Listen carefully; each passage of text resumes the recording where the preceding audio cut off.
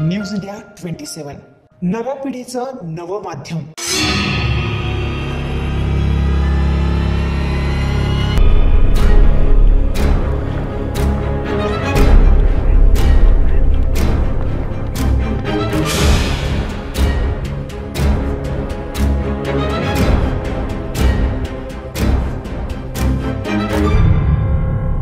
इंदिरानगर परिसरात गुन्हेगारीचा आलेख उंचावत असून परिसरात अवैध धंद्यांनी पुन्हा एकदा डोकेवर काढलं असून भुरट्या चोऱ्यांची संख्या दिवसेंदिवस वाढतच चाललेली असल्याचं वास्तववादी चित्र पाहावयास मिळत आहे।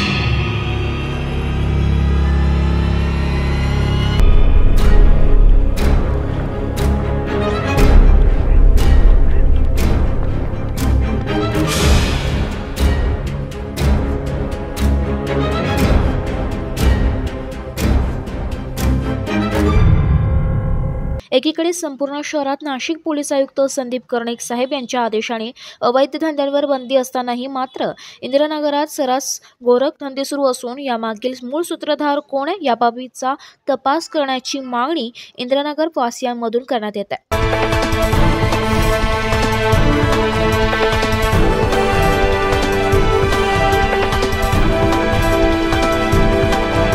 यामुळे या गोरखधंद्यावर पोलिसांची वक्रदृष्टी कशी पडत नाही याचा विचार स्थानिक वासियांमधून उपस्थित करण्यात येत असतो।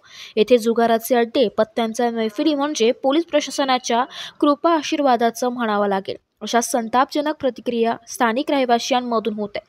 नरहरीनगर परिसरातील एका हॉटेलजवळ असणाऱ्या वसाहतीत परिसरात राजरोसपणे अनेक महिन्यांपासून दीपक साळुंके नामक व्यक्ती जुगार अड्डा चालवत असून त्याच्या मदतीला सराईत गुन्हेगार यांची मदत त्याला असूनही मात्र प्रशासन या बाबीकडे डोळे बंद करूनच पाहत आहे। येथील रहिवाशांना या जुगार अड्ड्यामुळे प्रचंड मानसिक त्रास सहन करावा लागत आहे। पाथडी फाटा व मुंबई आग्रा रोडवरील अनेक छोट्या मोठ्या हॉटेलमध्ये अवैधरित्या दारू विक्री करण्यात येते व येथेच बसून दारू पिण्याचं हॉटेल मालकाकडून परवानगी देण्यात येते। रात्रीच्या वेळी पोलिसांची गस्त अशा ठिकाणावर होते खरी, परंतु अशा मद्यपींवर हॉटेल मालकांवर कारवाई करण्यात येत नाही।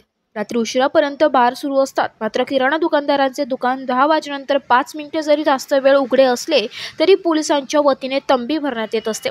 अशा बार मालकांवर कारवाई करणे अपेक्षित असून त्यांच्यावर कारवाईसाठी टाळाटाळ करण्याचा प्रयत्न दिसून येत असल्याने नागरिकांमधून असंतोष निर्माण होत आहे। मात्र सध्या स्थितीत कार्यवाही तर जाऊ द्या, जे अवैध धंदे सुरू आहे यांच्यावर तर अंकुश लावा अशी मागणी इंदिरानगर वासियांमधून जोर धरून लागली आहे। News India 27 Marathi, Nashik.